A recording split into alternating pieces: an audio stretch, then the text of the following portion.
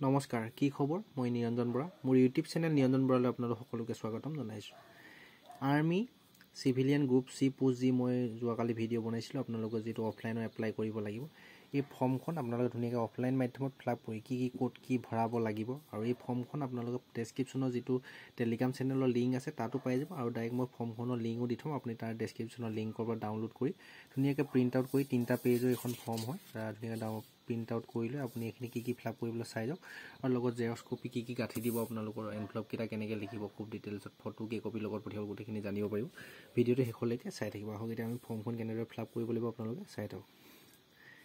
একবাৰ ওপৰতে আছে application form to be sent এখিনি মতলব না ইয়াত এডভাৰটাইজমেন্ট নাম্বাৰ এই এডভাৰটাইজমেন্ট নাম্বাৰটো কিন্তু ধুনিয়াকৈ দিব লাগিব আপোনালোকে চাই লওক CBC 10103.1100/2425 এই এপ্লিকেশনৰ এই এডভাৰটাইজ নাম্বাৰটো আপোনাক পাব যেটো একনলেজমেন্ট যেটো এডমিট কাৰ্ড বুলি এই ফৰ্মৰ অপচনটো আছে তাৰ লাষ্টলৈ যদি চাই ইয়াত ধুনিয়াকৈ দিয়া থাকে অফলাইন ফৰ্ম বিলাকত এই নাম্বাৰটো আপোনালোকে একেবাৰে ওপৰত যেটো এপ্লিকেশন নাম্বাৰ এডভাৰটাইজমেন্ট নাম্বাৰ সৰি তাত আপোনালোকে ভৰাব লাগিব তাৰ পিছত এইটো আপুনি টু বুলি যেটো আছে টু কমান্ডেন্ট লিখিব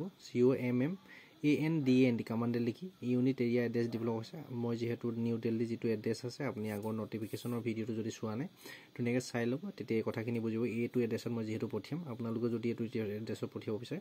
এই এড্ৰেছটো লিখিলে হ'ব এই এড্ৰেছটো আপোনালোকে ক'ত পাব ডেসক্ৰিপচনৰ যে টেলিগ্ৰাম চেনেলৰ লিংক আছে তাত ফুল এডভাৰটাইজমেন্টখন দি থৈছো তাৰ ডেসক্ৰিপচনৰ টেলিগ্ৰাম চেনেলৰ লিংকৰ পৰা এডভাৰটাইজমেন্টখন ডাউনলোড কৰি আপোনালোকে এই এড্ৰেছটো ধুনিয়াকৈ চাই লব মই যেটো সৰু ফুলা দেখিছো হয়তো আখৰ ধৰিব নোৱাৰিব পাৰে সেইবাবে আপোনালোকে ধুনিয়াকৈ ডাউনলোড কৰি এড্ৰেছটো ভালদৰে চাই ইয়াত লিখিব তাৰ পিছত এক নম্বৰ পইণ্টটো দিছে পোষ্ট আৰু এটা কথা পাহৰি গৈছো ক'বলৈ এইটো আপোনাৰ সাইডত এখন ফটো লগাব ধুনিয়াকৈ পাসপোৰ্ট সাইজ ফটো ইয়াত ধুনিয়াকৈ নিজৰ নামটো ফটোখন লগাই লিখি দিব এক নম্বৰ দিছে এপ্লিকেশন ফৰ দা পোষ্ট কি পোষ্টত এপ্লাই কৰিছে মই যেটো ট্ৰেডমেন মেথড কৈছো আপোনালোকে যেটো পোষ্টত এপ্লাই কৰে হেতু লিখিব ট্ৰেডমেন হলে ট্ৰেডমেন লিখিব ফায়াৰমেন হলে ফায়াৰমেন লিখিব এমটিএস হলে এমটিএস লিখিব যি পোষ্টত এপ্লাই কৰে আপোনালোকে হেতুতে লিখিলে হল ইউনিট কোনটো ইউনিটৰ পঠিয়াব মই যেটো দিল্লী কেন ইউনিটৰ পঠিয়াম হলে দিল্লী কেন বুলি লিখি দিলে হৈ গল দুই নম্বৰ নিজৰ নামটো আপোনালোকে কেপিটেলটা লিখি দিব তিন নম্বৰ হৈছে ফাদাৰ্স বা হাজবেন্ড ফাদাৰ্স নামটো আপোনালোকে ধুনিয়াকৈ লিখি দিব বি অপচনটো দিছে মাদাৰ্স নেম আপোনাৰ মাকৰ নামটো ধুনিয়াকৈ লিখি দিলে হৈ গল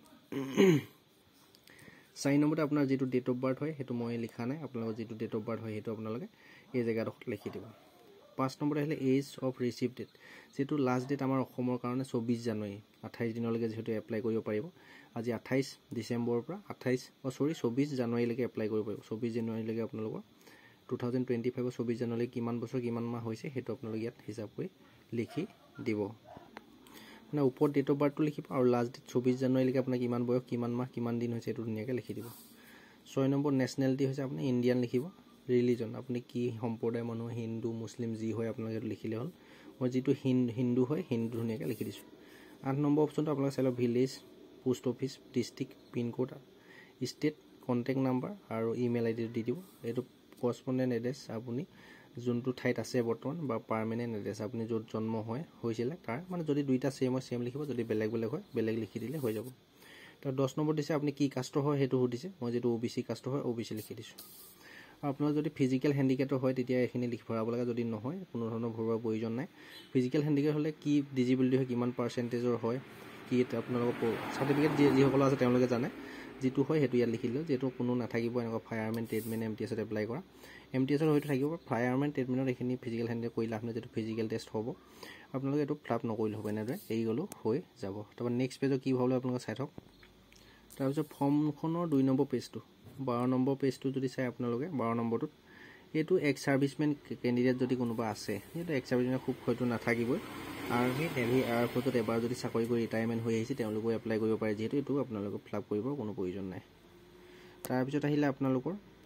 13 নম্বৰ ডিটেইলছ অফ এজ ইলেকশ্যন যেটো আপোনালোকৰ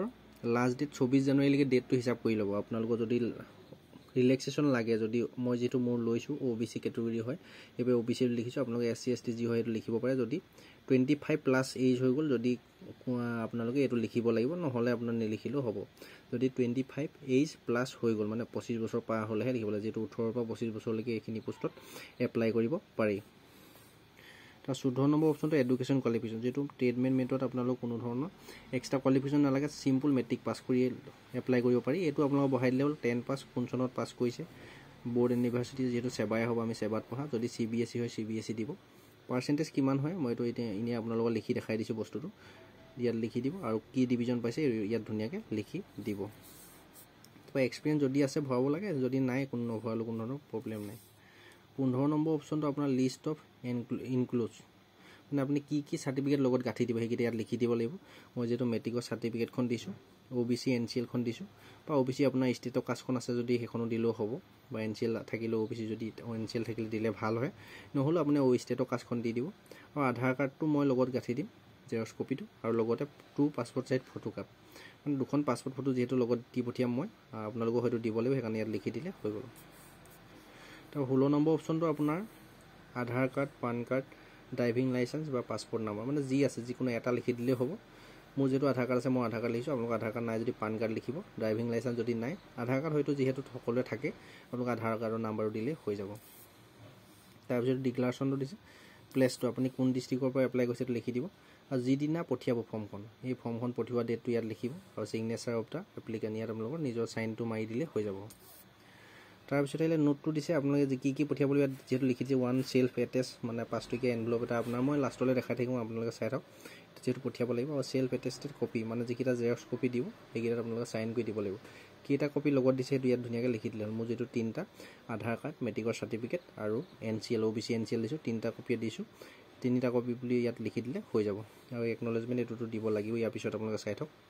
একেবাৰে শেষৰ 3 নম্বৰ পেজটো চাই থাকক এখন একনলেজমেণ্ট হয় মানে এডমিট কাৰ্ড এইখনে আপোনালোকৰ অফলাইনৰ যোগে ঘৰলৈ আহিব এখন কি আহিব লিখিব লাগিব আপোনালোকে চাই লওক পোষ্ট এপ্লাইড ফৰ কি পোষ্টত এপ্লাই কৰিছে যদি ট্ৰেডমেন মেটত কৰিছে ট্ৰেডমেন মেট ফায়াৰমেনত কৰিলে ফায়াৰমেন ধুনীয়াকৈ লিখি দিব ইউনিট কোনটো ইউনিটত কৰিছে মই যেহেতু দিল্লী কেনত কৰিছোঁ দিল্লী ইউনিটত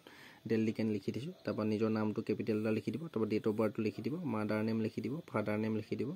কি কাষ্ট হয় সেইটো লিখি দিব তাৰপৰা ইয়াত এড্ৰেছ ভিলেজ পোষ্ট অফিচ তাহচিল মহকুমা যি হয় ডিষ্ট্ৰিক্ট আসাম পিনক'ড ধুনীয়াকৈ লিখি ফোন নম্বৰটো ইয়াত লিখি দিব আৰু আপোনালোকৰ ইমেইল আইডিটো ইয়াত ধুনীয়াকৈ লিখি দিব তাৰপৰা এইফালে চাইডতে ফটোখন লগাই ধুনীয়াকৈ ফটোখনৰ ওপৰত নিজৰ নামটো ধুনীয়াকৈ লিখি দিব মই যেহেতু ফোন নাম্বাৰটো গোটেইটো লিখি দিয়া নাই বহুতো যদি নাম্বাৰটো দি দিওঁ বহুতে ফোন কৰি যিটো ডিষ্টাৰ্ব দি থাকে সেই নাম্বাৰটো লিখি দিয়া নাই আৰু লাষ্টলৈ এইখিনি ফৰ অফিচ ইউজ অনলি মানে এইটো অফিচিয়েলৰ পৰা আপোনাক পঠিয়াব ইণ্ডেক্স নাম্বাৰ কিমান নম্বৰত আপোনাৰ ৰোল নাম্বাৰটো পঠিয়াব যেতিয়া ইণ্টাৰভিউ দিবলৈ মাতিব য'ত মাতিব এইখিনি আপোনালোকে ধুনীয়াকৈ লিখি দিব এইখিনি কোনো কৰিবলৈ দৰকাৰ নাই এইখিনি এনেকৈ থাকিবলৈ দিব এতিয়া যেহেতু ফৰ্মখন 3টা পেজ ধুনীয়াকৈ ফিল আপ কৰি হৈ গ'ল ইয়াৰ পিছত আপোনালোকে জেৰক্স কপি কি লগত দিওঁ কেনেকৈ আপোনালোকে দিব চাই থাকক এইকেইটা যেহেতু মই জেৰক্স কপি ল'লোঁ মেট্ৰিকৰ এখন চাৰ্টিফিকেট মই এখন NCL আৰু তলত একেবাৰে আছে আধাৰ কাৰ্ডটো এই যিকেইটা জেৰক্স কপি আপোনালোকৰ লগত গাঁঠি দিব তাত সেলফ এটেচ কৰিবলৈ কেনেকৈ কৰিব যিটো জেৰক্স কপি তাত থাকে তাতে আপোনাৰ সাইন কৰি দিলে হ'ল মই যেনেকৈ কৰি দিছোঁ আপোনাক চাই লওক এইটো NCLত কৰিছোঁ আৰু লাষ্টলৈ যদি চাওঁ এইটো আধাৰ কাৰ্ডত ধুনীয়াকৈ জেৰক্স কৰি দিছোঁ এই জেৰক্স কপিকেইটাৰ লগত আপোনালোকে পঠিয়াব লাগিব আৰু লগতে আপোনালোক মোষ্ট ইম্পৰ্টেণ্ট চাওক 2 কপি ফটো পাছপোৰ্ট ফটো যিহেতু দিব লাগিব পাছপোৰ্ট ফটোকেইটাৰ মই আপোনালোকক ধুনীয়াকৈ দেখুৱাইছোঁ আপোনালোকৰ ভিডিঅ'টো শেষলৈকে চাই থকা স্কিপ কৰি দিলে আপোনালোকে কিন্তু বুজি নাপাব ফটোকেইটা যিকেইটা ফটো লগত দিব তাত আপোনালোকৰ নিজৰ নামটো আৰু নিজৰ নামটো দেউতাকৰ নামটো আৰু আপোনাৰ মাদাৰ নেম গোটেইকেইটা যিহেতু লিখিবলৈ দিছে পাছপোৰ্ট ফটোকেইটাৰ বেক চাইডে আপোনালোকে এন বুলি দি নিজৰ নামটো দিব এফ বুলি দি ফাদাৰ নেমটো দিব এম বুলি আপোনাৰ মাদাৰ নেমটো ধুনীয়াকৈ এনেদৰে লিখি দিব মানে এখন যিহেতু ফৰ্মখন ভিতৰত পঠিয়াব লাগিব আপোনালোকৰ নামটো লিখি দিব লাগিব ইয়াৰ পিছতে আপোনালোকে কি কৰিব দুটা খাম ল'ব এটা অলপ ডাঙৰ সাইজৰ এইটো দেখিছে খাম ল'ব আৰু এটা আপোনালোকে সৰু এনভেলপ ল'ব লাগিব এইবোৰ আপোনালোকৰ কিতাপৰ দোকানত বা কম্পিউটাৰ জেৰক্সৰ কৰা দোকানত বা আপোনালোকে পাই যাব ষ্টেচনাৰী যিটো ডাঙৰ খাম ল'ব তাত আপোনালোকে লিখিব লাগিব ক'ত আপোনালোকে ফৰ্মটো পঠিয়াব কি পোষ্টত এপ্লাই কৰিছে আৰু কি কাষ্টৰ হয় গোটেইকেইটা লিখিব লাগিব আপোনালোকে চাই লওক ওপৰৰ ফালে আপোনালোকে লিখিব application for the post of কি পোষ্টত এপ্লাই কৰিছে ফায়াৰমেন হ'লে ফায়াৰমেন ট্ৰেডমেন হ'লে ট্ৰেডমেন মেট লিখিব লাগিব কাষ্টটো কেটেগৰী OBC হ'লে OBC SC হ'লে SC ST হ'লে ST EWS হ'লে EWS লিখিব লাগিব আপোনাৰ যোনটো এড্ৰেছ মই যেহেতু এইটো এড্ৰেছত পঠিয়াম আপোনালোকে ভালদৰে চাই লওক টু দ্য কমাণ্ডেণ্ট 505 আৰ্মি বেছ ৱৰ্কশ্বপ দিল্লী কেণ্ট দিল্লী 110010 আপোনালোকে এই এড্ৰেছটো এনেকৈ লিখিব লাগিব য'ত পঠিয়াব আৰু এইটো চাইড এনেকৈ আছ এডাল টানি আপোনাৰ নিজৰ এড্ৰেছটো লিখিব নিজৰ নামটো নিজৰ দেউতাকৰ নামটো তাৰপিছত আপোনালোকৰ আহিলে ভিলেজটো ডিষ্ট্ৰিক্ট পোষ্ট অফিচ পিনক'ড আৰু ফোন নম্বৰটো কিয়নো কিবা কাৰণত যদি ফৰ্মখন আপোনাৰ তালৈ নাযায় কিবা মিষ্টেক যদি পায় ডাকঘৰৰ পৰা তেতিয়া আপোনাৰ এইটো এড্ৰেছত এইটো নোখোলাকৈ ফৰ্মখন আপোনালৈ মানে ৰিটাৰ্ণ কৰি পঠিয়াব সেইকাৰণে এইটো এড্ৰেছ নিজৰটো লিখিব লাগিব আৰু যিটো সৰু খাম ল'ব এইটোত আপোনালোকৰ মোষ্ট ইম্পৰ্টেণ্ট ভালদৰে লিখিব এড্ৰেছটো আপোনালোকে চাই লওক এইটোত আপোনালোকৰ ঘৰলৈ কাগজখন আহিব ওপৰত নিজৰ নামটো লিখিব তলত সন অফ দেউতাকৰ নামটো এনেকৈ সন অফ বুলি দিয়ে SOD তাৰপৰা এড্ৰেছটো ভিলেজ আপোনালোকে হোৱাইট না নামাৰিব মই এইটো মিষ্টেক হৈ গ'ল এইটো মই যিহেতু নপঠিয়াওঁ আপোনালোকে জাষ্ট ডেমো দেখাবৰ কাৰণেহে মই এইটো আপোনালোকক বনাইছোঁ নিজৰ ভিলেজটো লিখিব ডিষ্ট্ৰিক্ট লিখিব পোষ্ট অফিচ লিখিব পিনক'ড ষ্টেটটো দি দিব আৰু ফোন নাম্বাৰটো এইকেইটা কিন্তু দিবলৈ নাপাহৰিব এইটোৱে আপোনাৰ যিমান দূৰে নহওক অল ইণ্ডিয়াৰ পৰা আপোনাৰ ঘৰলৈ যিহেতু এইটো খামতে আপোনাৰ আহিব আৰু লগতে এই যিটো ভিতৰত ভৰাই দিব তাত আপোনালোকে এই সময় যিটো ৰাউণ্ড বনাই দিছোঁ তাত আপোনালোকে 5 টকীয়া এটা ডাক টিকট লগাই দিব লাগিব 5 টকা লগাবলৈ যিটো এডভাৰটাইজমেণ্টত লিখা আছে 5 টকীয়া ডাক টিকট লগাই এইটো আপোনালোকৰ জেৰক্স কপিখিনি ফৰ্মখিনি গোটেইখিনি লগত ভিতৰত ভৰাই দিব লাগিব এতিয়া গোটেইখিনি মই ফৰ্মখিনি যিহেতু অলপ চেডলিবিলি খেলি মেলি হৈ আছে গোটেইখিনি এডজাষ্ট কৰি আপোনালোকে কেনেদৰে ভিতৰত ভৰাই দিব এইখিনি দেখাই আছোঁ ভিডিঅ'টো শেষলৈকে চাই থাকক